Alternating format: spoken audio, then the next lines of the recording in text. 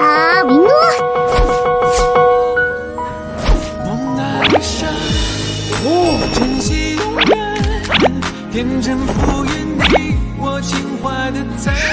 他也是个二重幻影，这么多吗？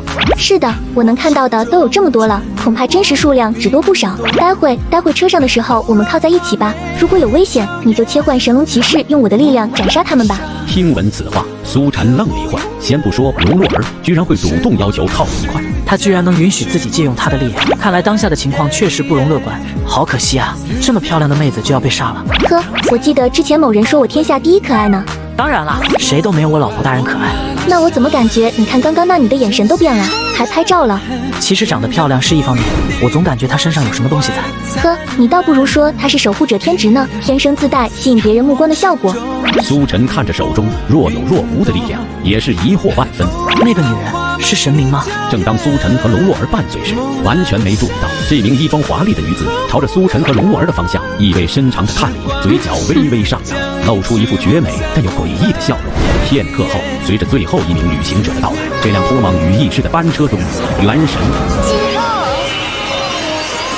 这辆旅行者号全身都被极其坚硬的基岩石包裹得严严实实，就连轮胎也是铝合金。与其说是班车，倒不如说是火箭了。洛洛，我好像还是没感觉到尼尔斯在附近，难道他不来了？我觉得他肯定会来。神明都是很矛盾的存在，又希望能号令众人，但又对手下的人非常多疑。按照你的推测，他恐怕是应该知道我身上有不少魔晶石，才会花费这么大心思来抢夺的。他必然不放心只有手下参与这么重要的事情。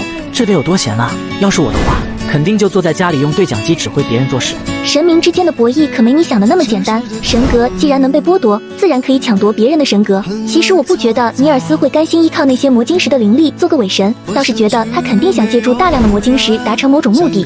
这么一说也确实，我会注意尼尔斯的动向的。旅行者号前进速度的并不快，充其量只有时速25千米，期间还遭遇了几只神使的袭击，所幸都被结界挡在了外头。然而临近傍晚，突然整辆班车的左侧仿佛被什么东西撞到一般，直接往右侧开始翻滚起来。苏晨也是下意识的紧紧抱住了龙洛，二人一起随着班车的翻滚撞到了班车的合金板上，发出“的响声。洛洛，你没事吧？你没必要保护我的，不过还是谢谢你了，我没事。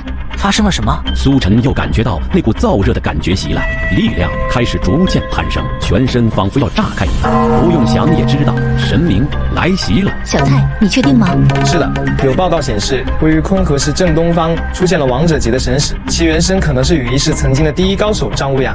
张无涯啊，怎么会是他？听到张无涯的名字，本来一脸云淡风轻的张晨海和张海波也面露难堪起来。张无涯生前是帝王境后期的强者，拥有天职序列112的斗战神，是个擅长使用巨斧的天职。是的，刚刚局长已经下发了命令，昆河市进入戒严状态，同时命令第3和第4支队率领众人前往勘测情况。行了，我知道了，你下去吧。